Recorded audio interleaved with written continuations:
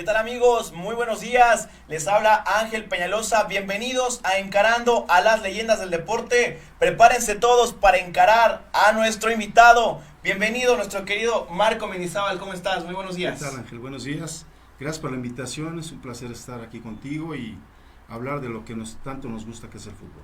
Así es, el placer es mío, muchas gracias por aceptar la invitación. Quiero comenzar esta gran entrevista, esta gran charla, preguntándote algo muy puntual. ¿Cuál es el recuerdo de niños, de pequeños, más significativo que tienes con tu hermano Guillermo? De niños, recuerdo donde vivíamos en Cuautitlán, había una manzana corta, en las noches nos íbamos a correr, según nosotros, para hacer condición física. Yo tendría 10 años, él tendría 14 años, 13 años, y recuerdo también una vez que cuando nos íbamos a jugar en la calle, un día mi hermano se corta con un vidrio la parte del empeine y él no se había dado cuenta hasta que empezó a salir sangre y le dijimos, oye, cortaste. Y ya cuando el zapato empieza a chacualear por la sangre, él se dio cuenta, ¿no? que se había cortado con un vidrio. Como ese y muchos más recuerdos tengo con mi hermano y con mis demás hermanos, somos 9, imagínate. Claro que sí, habíamos comentado esa situación previamente. Te lo pregunto porque lo hemos visto en películas, en series, pero muy pocas veces lo hemos visto en la vida real. Y te transporto a una final de la temporada 86-87, en la que dos hermanos se enfrentan en una justa definitiva, en una final que paralizó al país en ese momento, entre dos de los equipos más grandes del fútbol mexicano, como es Cruz Azul y Guadalajara.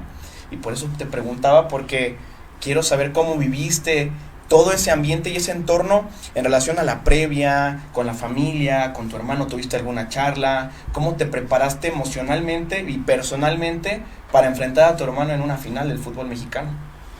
Bueno, déjame decirte que para mí era la primer final que jugaba. Él ya había sido campeón con Cruz Azul en 2 ocasiones y con tan buena suerte para los dos nos toca enfrentarnos. No lo sabíamos porque pues nos tocaba eliminarnos, ¿no? A nosotros nos tocó eliminarnos con Tecos y después con Morelia. Y cuando vamos avanzando en las etapas y llegamos a la final, pues no lo creíamos. Sí nos hablábamos de vez en cuando, recuerda que antes no existían los aparatos estos, Claro. Era por teléfono, era ver cómo estaba, echándonos porras los dos, sin saber que en esas fechas íbamos a jugar una final.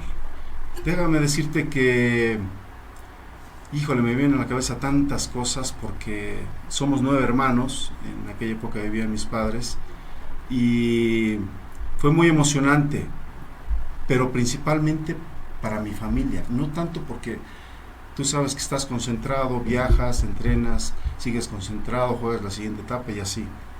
Entonces no te pones a pensar qué es lo que está pensando la familia, mis papás a quién le van, mis hermanos a quién le van. Es algo que nosotros no lo pensábamos, nunca nos lo cuestionamos ni nos lo preguntamos, porque no sabíamos. Porque tú estás tan concentrado en tu profesión, en que quieres ganar, porque los dos queríamos ganar, eso es un hecho, que no te pones a pensar tantas cosas. Sí, nos vimos ya en el primer partido en el Azteca, que ganamos 2-1, él no puede jugar porque está castigado. Okay. Y bueno, hasta el segundo partido en Guadalajara, el partido de vuelta, es cuando él juega. Y con tan mala suerte para él que al minuto 35 más o menos sale lastimado, casi fracturado del tobillo, y bueno, ya no puede continuar. Entonces son recuerdos agridulces porque bueno, gracias a Dios él salió campeón, yo me quedé en la orilla. Pero lo que sí te puedo decir es de que mi equipo, todos los que estábamos en ese momento, en esa final, luchamos por ser campeones, igual que ellos tenían un gran equipo, claro, igual que nosotros, ¿no? Aunque nosotros, déjame decirte que ya íbamos un poco diezmados, porque a Pablo Laro lo habían operado, no tenía mucho tiempo de la rodilla. Nacho Flores no juega en el partido de ida porque se tenía desgarre de pantorrilla. Nachito Flores, que en paz descanse, y Pablo Larios, que dos grandes amigos que ya no están con nosotros. Martín Galvez venía de un desgarre, Agustín Manso y Porfirio Jiménez estaban castigados, no pudieron jugar la final.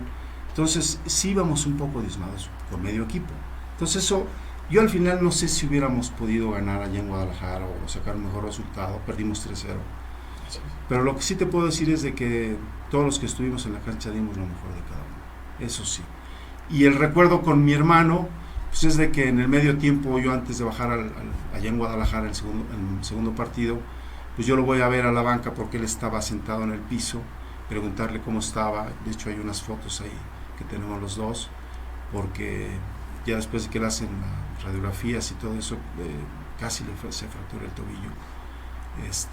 Y pues fue triste. Al final de todo esto ya teníamos prevista una comida familiar ahí en Guadalajara, porque él vive ahí, desde que se fue a jugar en Tecos ya tenía su residencia allá, y pues te puedo decir que no estuvo tan buena la comida, ¿no? Sí, entre caras largas, unas caras contentas, pero no fue lo que hubiéramos querido, ¿no? Alguien tenía que perder y alguien tenía que ganar, y afortunadamente para él lograba su tercer título, y yo era mi primer final perdida, ¿no? Era mi primer subcampeonato, porque tengo 3 subcampeonatos con Cruz Azul. Correcto. Muy bien, y es que empezamos con esa cuestión porque fue un momento, como te decía, histórico, que muy pocas veces se ha visto en el fútbol. Por ejemplo, vimos que hay hermanos que han jugado juntos, como Johan, Omar, nuestros amigos, pero muy pocas veces se han enfrentado unos hermanos en una final, y creo que es uno de los momentos más importantes e históricos del fútbol mexicano.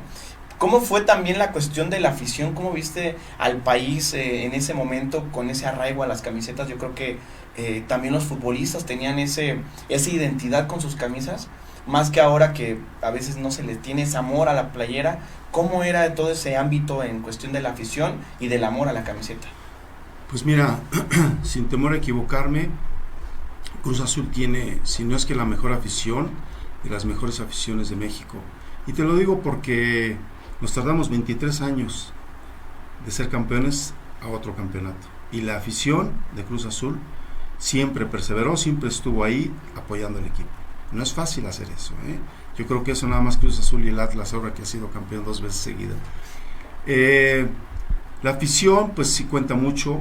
Tú cuando estás en un estadio, en este caso en el Estadio Azteca, que es uno de los grandes estadios del mundo, no nada más de México, del mundo, yo te lo puedo decir, lo poco que he podido viajar, tú como jugador no escuchas, hay veces no escuchas las porras, escuchas como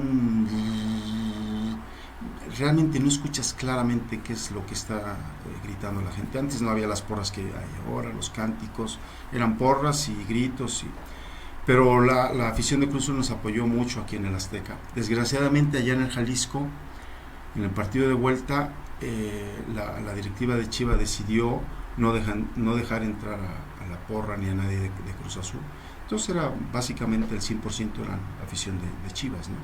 Y se vio, aparte no necesitaban hacer eso porque pues Chivas tiene mucha afición, ¿no? Entonces, pues mira, a mí nunca me afectó cuando yo iba de visita. Sí me daba gusto cuando jugabas de local que te apoyara la afición, tu afición, pero de visita no, porque pues al final la gente puede gritar y insultarte si quieren, pero pues están en la tribuna, no te pueden hacer nada. Entonces a mí eso no me impresionaba, pero sí tiene su mérito que Chivas, junto con Cruz Azul, Pumas y América, son las aficiones más grandes que hay en México. Correcto, así es, y lo platicábamos en la previa, así es. Bueno, y como lateral, como un defensor, ¿tuviste un ejemplo en Cruz Azul? ¿Te guiaste de alguien fue tu maestro? Sí, por supuesto. ¿Quién fue ese maestro? Nacho Flores. Nacho Flores. Más ni menos. Ni más ni menos. De niño yo tenía admiración por el Calimán, por Quintano, pero ya, porque yo jugaba las dos posiciones. En Cruz Azul jugué nada más de lateral, pero ya después, desde antes, jugaba de central y de lateral izquierdo, por ser zurdo. Pero Nacho Flores fue mi maestro. Inclusive yo se la decía entre serio y en broma, así nos decíamos maestro, y le hacía caravanas, y además que Nacho era un ser extraordinario, un tipo fuera de lo normal, un gran jugador, simpático, nunca lo vi enojado, siempre de buen humor, haciendo bromas, y futbolísticamente era muy difícil hacer lo que hacía Nacho. Tenía una clase, tenía una técnica, tenía una visión de campo, o sea, tenía todas las condiciones, Nachito, para jugar en cualquier parte del mundo. Desgraciadamente en aquella época no se estilaba que el jugador mexicano jugara en el extranjero, pero seguramente si Nacho hubiera jugado en esta época, con la calidad que tenía, seguramente hubiera jugado en Europa, sin lugar a duda. Él fue mi maestro y traté de aprender lo más que pude, aunque era muy difícil por su calidad. Y otro compañero que me ayudó mucho, que al final éramos de la misma posición, que era Rafael Toribio. Okay. Y tengo que mencionarlo porque al final yo me quedé con el puesto de Rafa, pero cada vez que yo jugaba y en los medios tiempos o después de los partidos yo cometía algún error o no había hecho las cosas bien dentro del terreno de juego, Rafa era el que me corregía. O sea, imagínate la calidad humana de Rafael Toribio, que siendo rivales de puesto, claro, él siempre me aconsejaba y me decía, no, hiciste esto mal, haz esto y esto lo hiciste bien, etcétera, etcétera. Entonces yo tengo que agradecer mucho. Aparte, en aquella época incluso había mucha competencia interna entre todos, desde la pretemporada, a ver quién corría más, quién hacía mejor las cosas. Te puedo mencionar a Sergio Rubio, a Marco Trejo, a Romero, que eran unas fieras corriendo y haciendo bien las cosas. Entonces de todos ellos vas aprendiendo, ¿no? Muy bien. ¿Y al futbolista que más trabajo te costó enfrentar dentro del terreno de juego, quién fue el que más te dio problemas por esa banda? Híjole, había varios, porque yo mido en 81 y era raro ver un lateral con mi estatura. Entonces a mí se me complicaban más los bajitos. Recuerdo, se me complicaba mucho Paul Moreno, el Chícharo Hernández, papá, Limón, que jugaba en Tecos, el Concho Rodríguez, que eran muy difíciles de marcar, pero él iba agarrando el modo para ver cómo los parábamos, por las buenas o por las malas. Sí, porque tus características eran esas. Tenías velocidad y altura, lo que, como dices, no era Sí. muy común en un lateral izquierdo. Sí. Y más por ser zurdo, que eso es una ventaja. Así es. En corto a lo mejor tenía problemas, pero ya en largo ya no, porque bueno, mi zancada me ayudaba. Y yo ya más o menos ya los identificaba y sabía para qué lado jalaban, para qué lado iban a encararme. Entonces ya más o menos ponía atenciones. Y además yo me caracterizaba por ser un jugador fuerte, no malintencionado, pero sí fuerte, y eso me ayudó mucho, ¿no?, para ganarme el respeto de los rivales. Muy bien. Y de tantos juegos y con tantas leyendas, tanto en tu propio equipo, como dices, esa competencia interna, como de otros equipos, ¿cuál fue el partido que tú más disfrutaste en toda tu carrera como futbolista? ¿Cuál fue el partido que más te sentiste? El que más disfruté fue en esa previo a la final contra Morelia, en la semifinal. Habíamos perdido 2-0 allá en Morelia y tenemos el gol de visitante contaba doble. Entonces acá en el Azteca nos fuimos arriba 2-0. Era cuando teníamos el equipo completo, déjame decirte. Y me acuerdo que en ese partido nos meten el 2-1. Entonces teníamos que meter 2 goles más para poder llegar a la final. Y los hicimos y pasamos a la final. Ese partido lo guardo con un recuerdo muy, muy grato para mí, porque fue también de mis mejores partidos. Inclusive estuve a nada de meter un gol, nada más que me cayó a la derecha y le eché arriba de la portería. Pero ese yo creo fue de mis mejores recuerdos que tengo con Cruz Azul. Y hay otro muy memorable cuando jugando contra América, si mal no recuerdo, era el 60 aniversario de América, Okay. Debe haber sido en el 85, por ahí 86, y les ganamos 2-0. Entonces, no porque les hayamos aguado la fiesta, pero ese fue un gran partido que jugamos nosotros. Claro, y al acérrimo rival, que ahora representa, yo creo que la máxima rivalidad de Cruz Azul es con América, y yo creo que ya está posicionándose como un clásico muy importante, o el más importante del país también. Yo creo que sí, por los antecedentes, desde aquella final del 71 que ganó Cruz Azul 4-1, yo creo que a raíz de ahí se hizo una gran rivalidad. Y hoy ha crecido mucho. Siempre ha sido nuestro rival. Todos son los rivales, pero igual los respetamos, ¿no? Yo en América me decían, es que dije, no, pues simplemente es un rival que te toca estar en la cancha, nada más. Y eso es una visión muy profesional, porque no hay un enganche como No, como para tal. nada. Y creo que eso te permite jugar mucho mejor en contra del acérrimo rival, ¿no? Sí, porque pues al final somos 11 contra 11.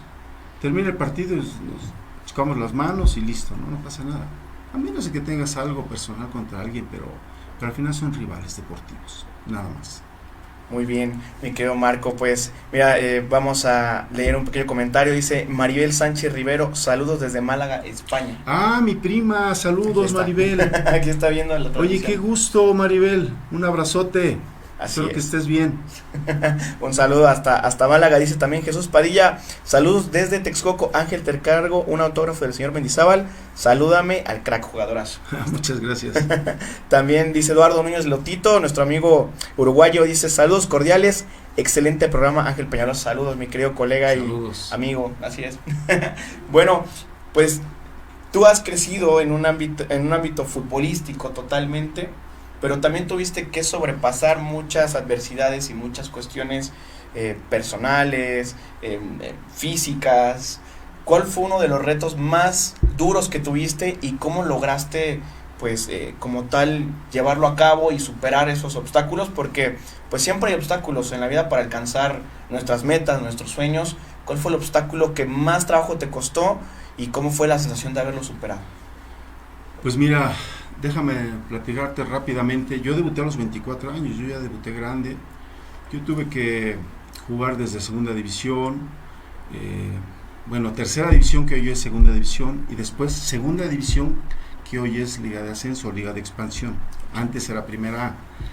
Yo jugué en Tulancingo en mis inicios, jugué en reserva profesional, después juego en Pachuca en segunda división, y después yo cada año que iba pasando y decía ya, este es mi año, y no me llegaba, y hasta que al final yo estuve casi a punto de tirar la toalla, déjame decirte, cuando no me llegaba esa oportunidad.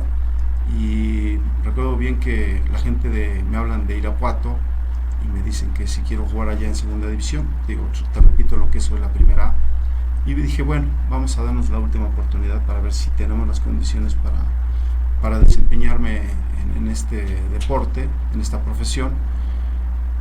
Y me sirvió porque era la primera vez que estaba lejos de mi familia, viviendo solo, y aprendí muchas cosas que a lo mejor no las había percibido estando con mi familia, porque al mismo tiempo que entrenaba, yo estudiaba.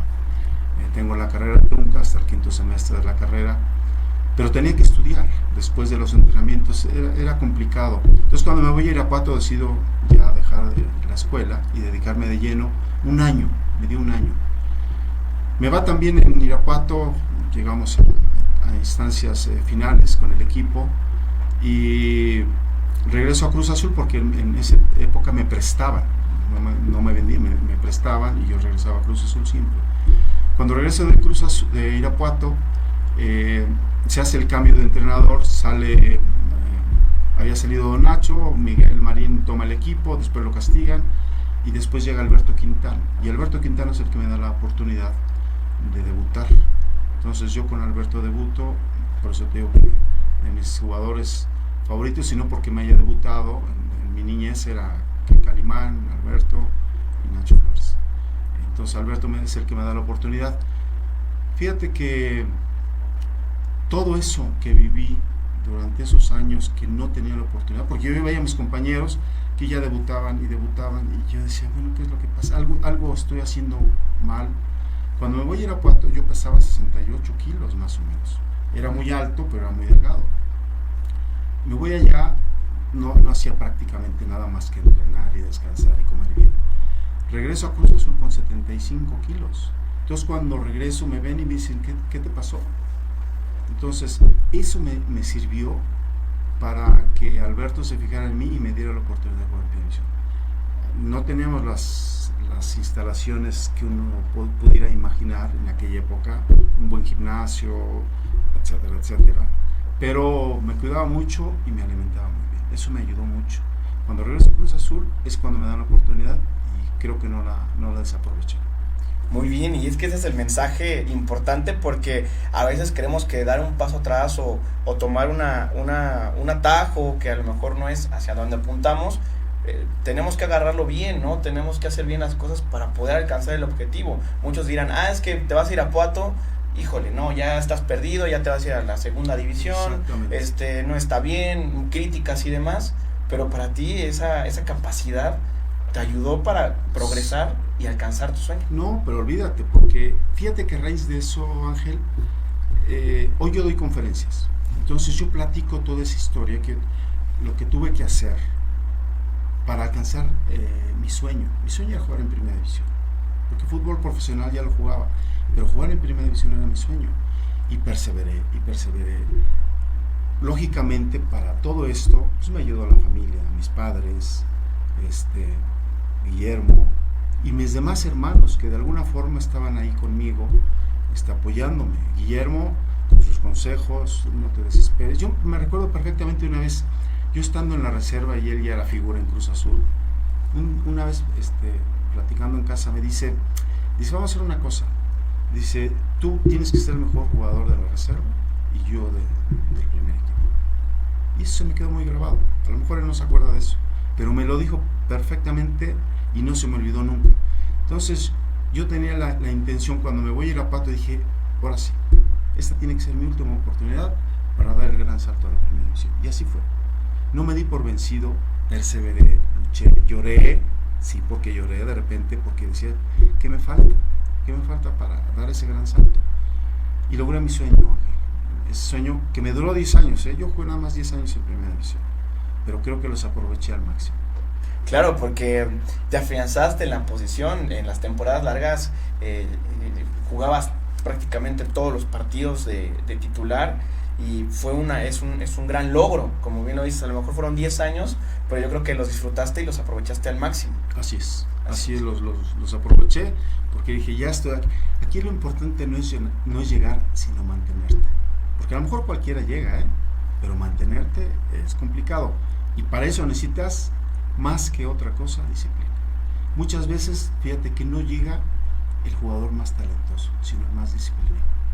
Y eso yo se los he compartido ya después de que me retiro, cuando empiezo a dirigir equipos, y eso se los comparto a los jugadores.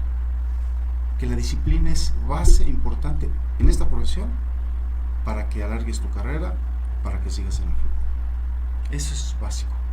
Muy bien, y porque bueno, después de que sales de Cruz Azul, vas a Correcaminos, vas a Gallos Blancos, tuviste un recorrido por Toluca, en Toluca también, ¿verdad? Toluca, sí. ¿Con qué Toluca te tocó compartir en esa época de Toluca? Pues mira, yo cuando salgo de Cruz Azul es cuando llega Manolo Lapuente y no entro en sus planes. Entonces la directiva me dice, hay estas posibilidades, Tigres o Correcaminos, pero en aquella época Tigres no es lo que es hoy Tigres, no. Entonces a mí, como comentario, me dicen, ¿sabes qué? Vete a Correcaminos. Entonces, bueno, me voy a Correcaminos un año para mí de mucho aprendizaje también, porque el clima, entrenar en condiciones de 40 grados o más, jugar a las 12 del día con 45 grados no era fácil. Te tienes que acostumbrar y el cuerpo se acostumbra a todo ese tipo de ¿qué te puedo decir? De cosas que tienes que mejorar, ¿no? Y después de Correcaminos tuve un buen año, jugué de 38 partidos, jugué 34 más o menos, y con tan buena suerte para mí que al siguiente año don Raúl Cárdenas lo eligen como entrenador para Toluca, y don Raúl me llama y me voy a jugar. Ya juego 3 años en Toluca, maravilloso jugar en Toluca, una gran institución.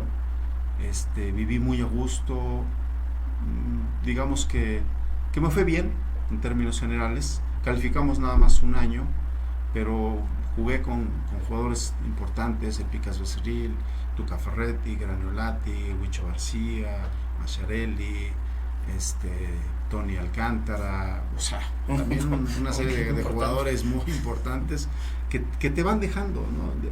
Yo siempre he dicho que en esto nunca dejas de aprender. Hasta del más ignorante tienes que aprender. Y en Toluca me tocó grandes jugadores, grandes compañeros, donde les aprendí mucho, y lógicamente de la mano de don Raúl. El directivo, el presidente era, imagínate, José Antonio Roca, otra leyenda del fútbol.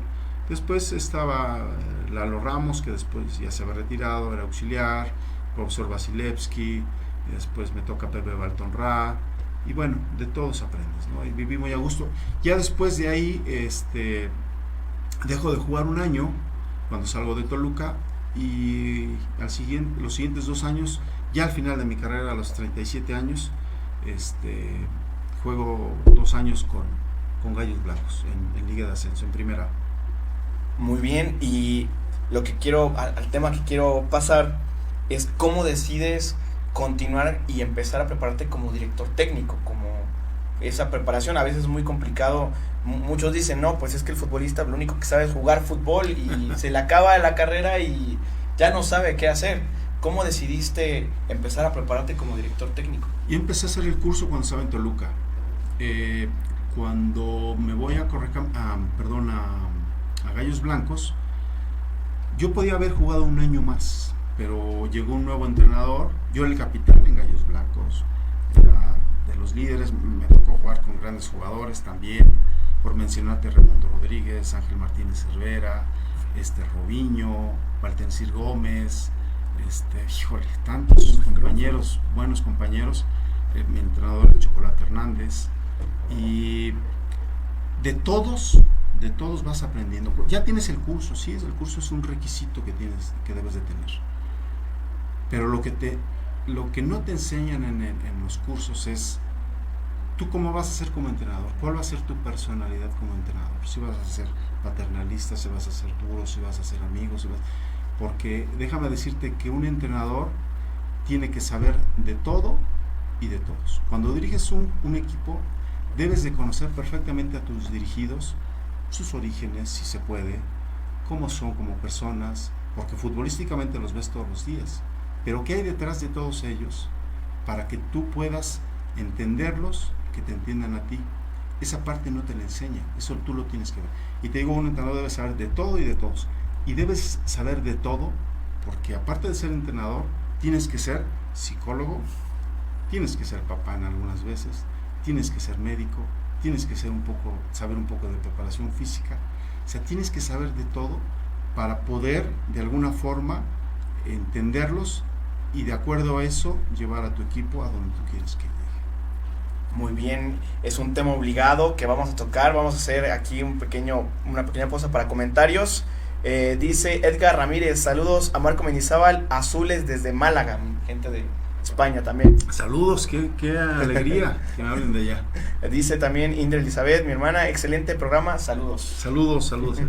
Así es. Pues bueno, mi querido Marco, yo te voy a decir, vamos a hacer una pequeña dinámica muy fácil, muy sencilla. Yo te voy a decir la palabra y tú me vas a decir lo primero que se te venga a la mente con esa palabra. Ok. ¿Vale? Bueno, vamos a empezar. Wendy Mendizábal. Mi ídolo. Excelente, muy bien. Cruz Azul. El mejor equipo. Fuerzas básicas. Hay que trabajarlas. Alberto Quintana. Agradecimiento. Miguel Marín. El mejor portero en México. Irapuato. Me catapultó para jugar en primera división. Gallos Blancos. Un gran recuerdo con grandes compañeros. Excelente, muy bien. Excelente. Sí, y ahora lo que yo quería preguntarte, previo al tema de Copa Libertadores, porque es un tema obligado, ¿cómo recibes esa oportunidad de ser auxiliar técnico? ¿Y cuál es el rol del auxiliar técnico? Porque nosotros siempre vemos al DT por delante, en las transmisiones, en la banca, pero el rol de auxiliar técnico a veces no tiene ese reflector, pero es muy importante para el fútbol. Sí, bueno, yo desde que, cuando yo me retiro en Gallos Blancos, a los pocos meses, me invita Agustín Manso, que fue mi compañero en Cruz Azul, que de hecho de mis mejores amigos, te puedo decir, de mis mejores amigos que hice en el fútbol, y a él lo invitan a dirigir Tampico Madero, que estaba en la primera A. Creo que eran 3-4 meses después de que yo me retiro. ¿Cómo se van dando las cosas, no? Me dice, oye, flaco, me están invitando a Tampico, ¿te quieres venir de auxiliar? Le dije, claro, con mucho gusto. Entonces vamos a suplir nosotros al Vikingo Dávalos, que era el que dirigía allá, y vamos Agustín y yo, y el preparador físico, el profesor Miguel Ángel Alvarado, que era el preparador físico, nada más íbamos los tres. Y recuerdo que, pues desgraciadamente, como pasa desgraciadamente en el fútbol mexicano, era un equipo que no tenía dinero, pero que había grandes jugadores. Lo único que llegamos a hacer es hablar con ellos, darles el mejor trato posible, convencerlos, porque esto es de convencimiento, no es otra cosa. Y llegamos a instancias finales. Llegamos en la fecha 9, me acuerdo perfectamente, y llegamos a una liguilla con ese equipo que no tenía dinero. Si te platico todo lo que vivíamos, mira. Un poco, a ver. Un poco. Para poder acumular o para podernos pagar nuestras quincenas, los jugadores que no participaban ni siquiera en la banca, que era un plantel como de 30 jugadores, los que no participaban en la banca se iban a las puertas de entrada del estadio, pues para recolectar las entradas de la gente. Wow. Entonces, al final de los partidos del local, nos juntábamos en el vestidor y hacíamos cuenta con la contadora y que le guardo un gran recuerdo a esta muchacha, no me acuerdo ahorita el nombre, y se juntaba el dinero. Ya, pues hay tanto, a ver, fulano, ya hay el tabulador, ¿tú cuánto ganas? Mira, tanto para ti, y así se repartía el dinero. Lógicamente no se repartía en su totalidad porque no alcanzaba, ¿no? Aunque iba la gente nos apoyaba, pero se repartía en porcentaje de lo que ganaba cada quien. Imagínate, eso no te lo enseñan en ningún curso. Claro, claro. Los viajes, bueno, las comidas, me acuerdo que pues no, el equipo no nos concentrábamos, era llegar al partido y en ocasiones nos íbamos a la casa de esta tesorera, nos íbamos a la casa de ella, de su mamá, nos hacía de comer a los jugadores en su casa antes de los partidos. Así nos comíamos, se le cooperaba lógicamente y nos hacía de comer, o nos íbamos a un restaurante de comida china o para lo que alcanzaba, claro, ¿no? Entonces el equipo se unió tanto que llegamos a una liguilla. Teníamos también grandes jugadores que yo había tenido durante mi carrera, principalmente en Gallos: Raimundo Rodríguez, Ángel Martínez Cervera, que habían sido mis compañeros, el Chiquilín Cabrera, el Petroles Moreno, Martín Pérez Padrón, que en paz descanse.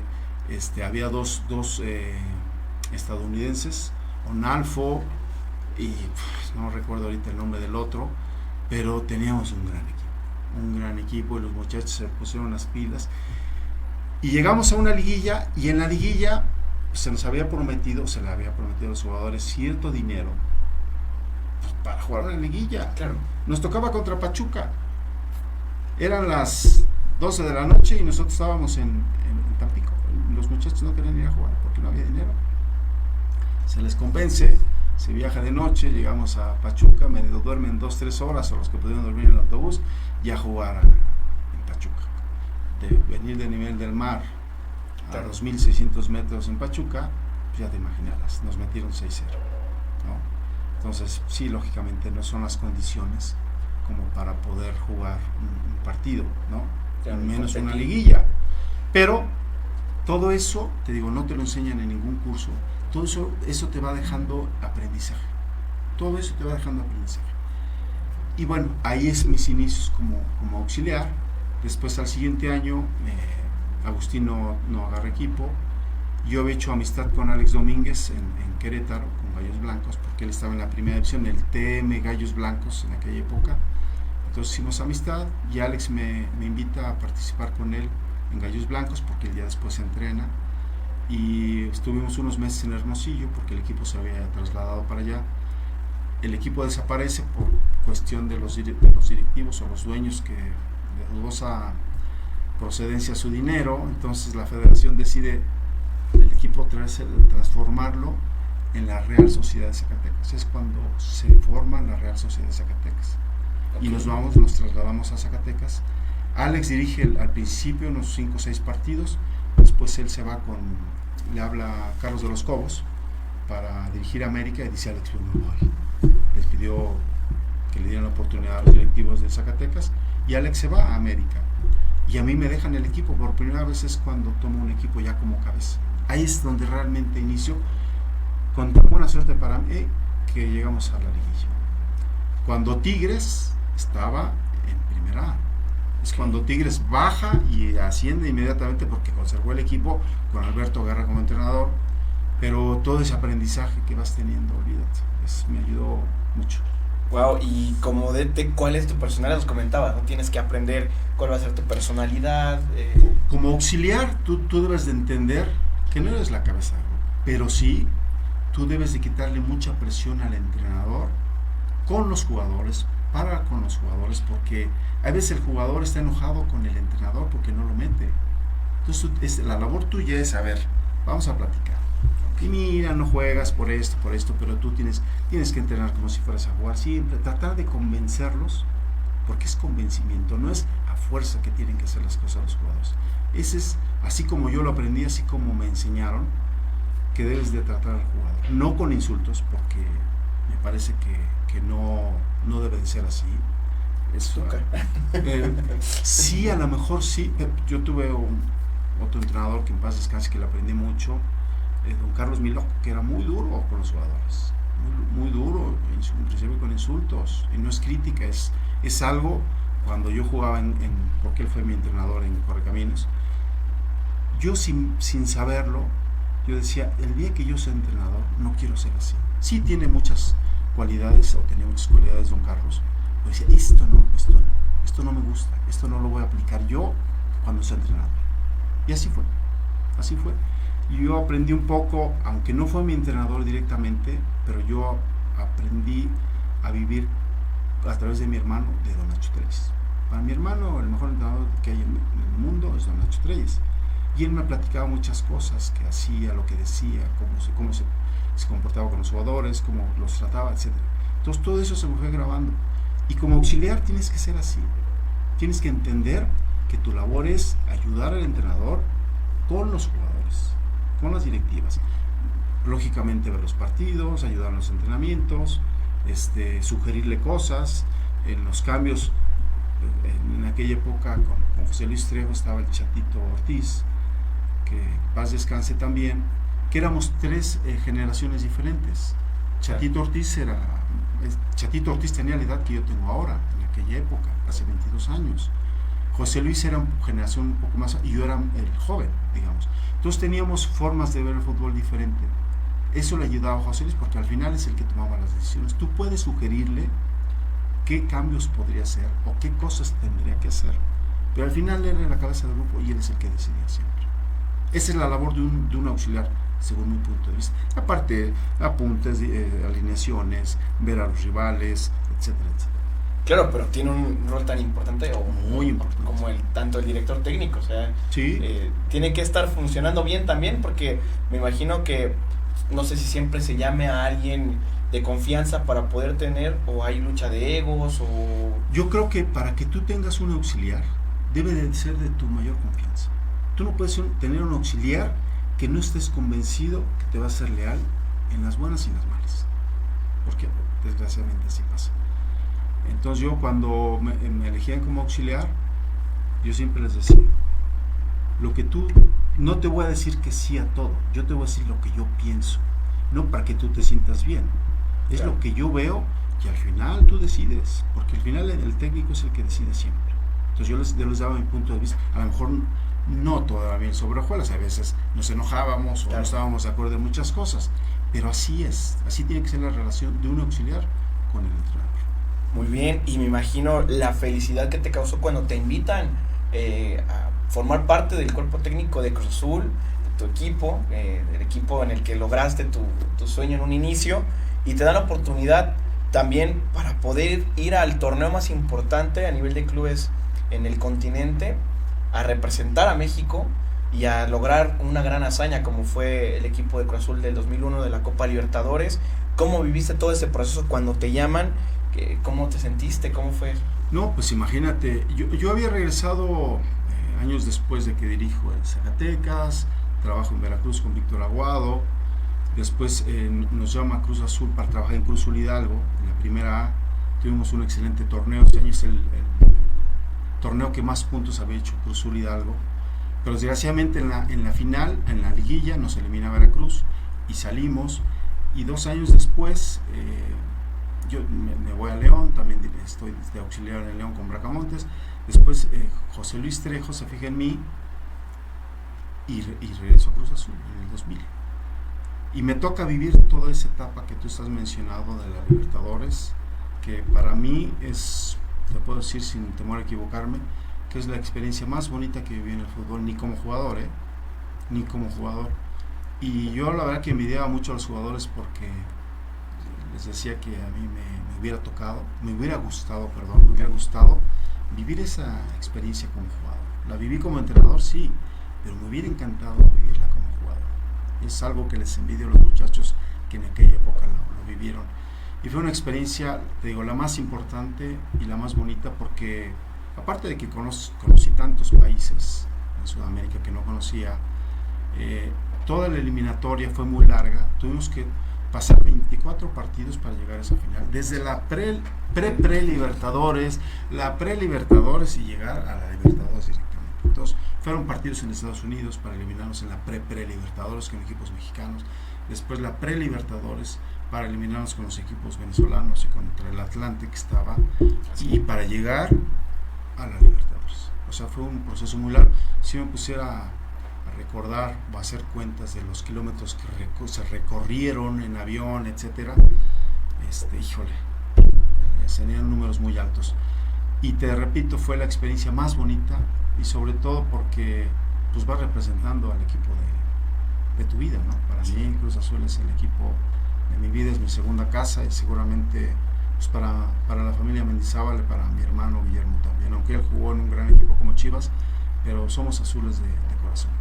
Muy bien, ¿y cuál es la mejor anécdota que nos puedes compartir de esa Libertadores en cancha o fuera de la cancha, con los muchachos, con el grupo? Porque el grupo también venía de las fuerzas básicas, eran jóvenes mexicanos con muchas aspiraciones y que representaron de la mejor forma a México. Se nota o se demostraron que no solamente los extranjeros pueden, sino que los mexicanos tenemos calidad o tenemos el fútbol suficiente para competir contra equipos que en ese tiempo River Plate, Boca Juniors, eran River Plate y Boca Juniors, eran los equipos poderosísimos de Argentina y fue una gran copa para ustedes. Sí, River y Boca son de los equipos más importantes, no de Argentina, del mundo, ¿no? A nivel clubes, de los más importantes. Fíjate que cuando salimos de Cruz Azul Hidalgo con Víctor Aguado, el que llega es José Luis Trejo, y José Luis Trejo empieza a trabajar con algunos de los jóvenes que ya Víctor había debutado en Primera A, pero no habían debutado en Primera División. Entonces José Luis se da la tarea, y lo hace muy bien, de empezar a trabajar con esos jóvenes, que al final son los jóvenes que juegan la Libertadores. Melvin Brown, la Vitola Gutiérrez, Don Juan Hernández, Tomás Campos, gente de Cruz Azul como era Paco, como era el Conejo, Norberto Ángeles, perdón, se me van algunos nombres, pero era de los más importantes. En la final contra Boca, allá en el estadio de la Bombonera, de inicio jugaron 7 canteranos de Cruz Azul, 7 canteranos, imagínate, y muchos de ellos jovencitos de 22, 20 años, 23 años, como era Melvin, con los que te mencioné. Entonces, José Luis tuvo el acierto, ese es mérito de él, de que los haya ido llevando poco a poco, para que sin saberlo, en aquel momento, jugadores empezaron a jugar la Libertadores. Melvin Brown, que no había jugado en el Estadio Azteca hasta el primer partido contra River, según no recuerdo, sí. Él no había jugado, no había pisado el Azteca. Entonces imagínate para lo que significó para él, si a todos los equipos que nos venían a visitar acá les impresionaba el Estadio Azteca lleno, imagínate para Melvin y para los jovencitos, ¿no? Porque se juega, acuérdate que en aquella época se jugaba en el azul. Entonces, híjole, hay muchas anécdotas, pero la que más yo recuerdo es contra Rosario Central. Okay. Rosario Central allá en el estadio de Arroyito, el gigante de Arroyito, porque acá se le ganó 2-0 en el partido de ida, y en el de vuelta ellos se fueron muy molestos porque decían que los tratamos mal, inclusive a la gente que estaba en la tribuna, que se les insultó y se les golpeó, y ellos llegaron con ese cuento allá, Argentina, y la verdad que no es cierto. Pero bueno, nosotros siempre llegábamos a Buenos Aires, esas 3 ocasiones que fuimos, y estando en Buenos Aires íbamos a irnos un día antes, como se hace generalmente a Rosario, pero me acuerdo que creo que fue Julio Zamora o Lejitus Gómez, alguien dijo no se vayan allá, porque no los van a dejar dormir, les van a tener serenata, les pueden poner algo en la comida, en la bebida, entonces no es conveniente que se vayan un día antes. ¿Por qué no se van el mismo día? Eran como 3 horas y media, 4 horas de Buenos Aires a Rosario en el autobús. Entonces, ok, nos quedamos esa noche en Buenos Aires y se viaja temprano para llegar a comer a Rosario. Nos fuimos en 2 autobuses, la directiva, mi hermano contrata 10 guardaespaldas, 10 guaruras, entonces van con nosotros, nos vamos en 2 autobuses, uno de 2 pisos, muy cómodo, y en otro más rústico, digamos. Okay. Entonces, llegando a la caseta de peaje, la caseta de cobro de Rosario, se deja el autobús de 2 pisos y nos vamos todos en el rústico. Llegamos, comemos, descansaron un rato los muchachos en el hotel y charla técnica, preguntamos cuánto se hacía el estadio, media hora máximo, perfecto. Entonces ya a la hora de casi de salir, mi hermano acuérdate que era el director deportivo, los guaruras le hablan a mi hermano y le dicen, oiga, venga. Entonces en las llantas del autobús que nos iba a llevar al estadio había unas grapas para ponchar las llantas. Entonces, pues imagínate, ya ¿a qué nivel llegan?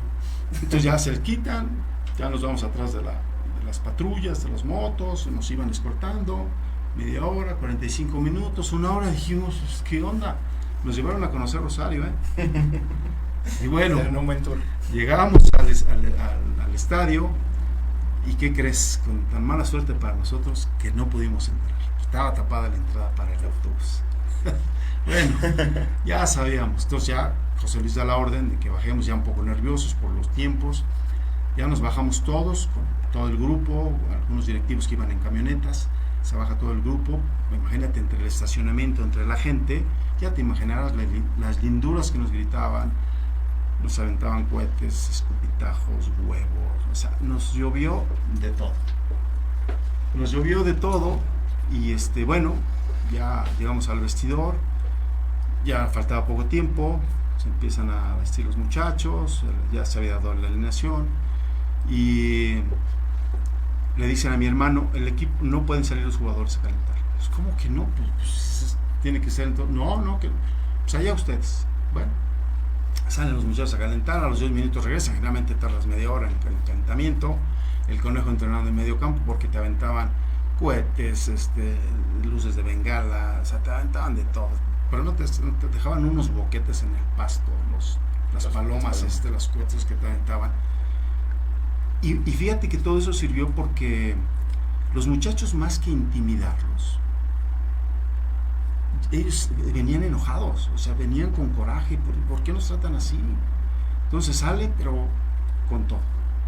Ya les metemos el 1-0, que era el 3-0 global, y después nos meten el 1-1, 2-1, 2-2, nos meten el 3-2 y con peligro, y al final Paco, el 3-3. Con un gol de antología también. Pero déjame decirte que todo el tiempo, pues eso está prohibido. Las luces de bengala en la banca no te podías parar porque te iba como en feria, te las aventaban a la banca prendidas. Me acuerdo que para variar, en aquella ocasión me expulsaron y pero el estadio era un estadio efervescente, pero no para bien, sino, o sea, tú puedes echar porras y puedes entender lo que apoyan a tu equipo, pero no de esas formas de intimidar al rival con cosas que no vienen. Se supone que eso está prohibido, lanzar ese tipo de cosas. Entonces, al final 3-3 y llegamos a la final. Esa es la mejor. Al final la gente le aplaudió a los muchachos. Eso me queda como satisfacción personal y como agradecimiento a los muchachos porque se la rifaron. Así es. Entonces, ellos siempre se comportaron a la altura, con un profesionalismo y con una entrega y con un coraje de demostrar que se podía ganar ahí donde fuera. Muy bien, mi querido Marco. Pues mira, vamos a leer un poquito los comentarios de las personas. Claudia Ramos manda saludos para ti, mi querido Marco Antonio, es fan del Cruz Azul también. Saludos, Claudia. También Gerardo Orozco dice, felicidades a Marco Antonio Mendizábal, nuestro ídolo. El vecino de Cuautitlán, sí. Así es. Lourdes Mendoza también manda saludos. Y esas son las personas que han estado comentando. Pues bueno, llegamos a la recta final. Lamentablemente, mi querido Marco, yo creo que el tiempo No, es que pasa volando. pensé que iba a ser como 2 o 3 horas, pero no puedo platicar todo. Así es. Pero para ir cerrando esta entrevista y agradecerte de antemano, pues son charlas, son situaciones que nos ayudan mucho a nosotros, que nos encanta el fútbol, de ver tanta experiencia, de ver tantas anécdotas. Ahora te encuentras en una etapa, me comentabas, das conferencias, te presentas. Sí, doy conferencias desde secundarias, preparatorias, universidades, y son charlas motivacionales, no es otra cosa, que ahora les llaman conferencias, pero no es otra cosa más que ir a platicar con los jóvenes y tratar de explicarles o de expresarles cómo yo le hice para lograr mi sueño, que era jugar en primera división, cómo le pueden hacer ellos a través de lo que yo les pueda platicar para que ellos consigan sus sueños. Yo no les pido que sean futbolistas, que ellos cojan la carrera que ellos elijan, pero que la elijan bien. Tampoco se trata de que la elijan porque mi papá quiere que yo estudie. No, tienen que ir por sus sueños cada uno de los chicos y lograrlo a través de la disciplina, como te lo decía hace rato, y de la perseverancia, como lo hice yo, para lograr el sueño que yo tuve de jugar en primera división. Eso es básicamente lo que trato de infundirles a los muchachos. Son conferencias de 1 hora y cuarto, hora y media, dependiendo. Y bueno, me pueden encontrar en el Facebook, en Instagram, como Marco Antonio Mendizábal Sánchez. Muy bien, ahí atentos a las redes, para que de verdad que tienes mucho que compartir y tienes una personalidad y transmites toda esa energía, y pues ahí está el contacto para que puedan ahí a través de Facebook y de Instagram, lo vamos a poner ahí en las redes también, a publicarlo, para que pues siga como tal esparciendo ese conocimiento, esa experiencia. Dice Maribel Sánchez Rivero: Marco Antonio es una persona muy simpática, con gran sentido del humor, aparte de amar su profesión. Sí, bueno, me caracterizo yo y algunos de mis hermanos contamos chistes muy buenos, por cierto. A ver, algún buen chiste. No. Por favor, a ver. No, eso después. Ok, perfecto. Dice Maribel Sánchez también: excelente entrevista, Ángel Peñalosa, felicidades. Muchas gracias. Gracias, prima, un saludo hasta Málaga. Le enviamos un saludo hasta allá. Y bueno, para despedirnos, mi querido Marco, ¿qué nos puedes dejar un mensaje? ¿Qué te ha dejado todo esto del fútbol? ¿Qué es lo que más te satisface el haberte dedicado al fútbol? Mira, es lo que yo platico en las conferencias que doy, que si te gusta algo, tienes que ir en pos de ello, y no debes de permitir que nadie te diga que no puedes hacer tal o cual cosa. Nadie, ni tus padres, nadie debe de permitir, porque si vas por un sueño tienes que ir por él, y tienes que perseverar. Si te cuesta trabajo como a mí, tienes que ir por él y no dejar atrás tu sueño. Si tú sigues a tu sueño te va a alcanzar a ti. Excelente frase, la vamos a poner de título para este programa. Te agradezco mucho, mi querido Marco Antonio, espero que puedas regresar. Esta es tu casa, este es un lugar en el que hablamos con las leyendas del deporte, tú eres una de ellas. Muchas gracias. Y estoy muy agradecido por la oportunidad. Y bueno, le agradecemos a toda la gente que estuvo pendiente de la entrevista. Muchas gracias por sus comentarios, muchas gracias por seguir este programa y este proyecto. Y bueno, despedimos a nuestro invitado, nuestro querido Marco. Muchas gracias. Ángel, te agradezco la entrevista, te deseo todo el éxito del mundo. Ahora que vas empezando aquí, yo sé que te va a ir muy bien, eres un chico muy entusiasta, y sobre todo que le vas a Cruz Azul, que eso es un buen augurio. Igual, en esto no dejamos de aprender. En la vida yo sigo aprendiendo cosas a mis 63 años, lo digo con orgullo, y te deseo todo el éxito del mundo, así que te va a ir muy bien. Y cuando quieras, aquí estoy, a tus órdenes. No, muchas gracias, le agradezco muchísimo. Bueno, amigos, nos despedimos, un abrazo de gol, no se pierdan el viernes Deporte con Mucho Ángel y Moy Jensen, vamos a traer mucha información, los despedimos, muchas gracias. Tal TV, el canal online que lo tiene todo.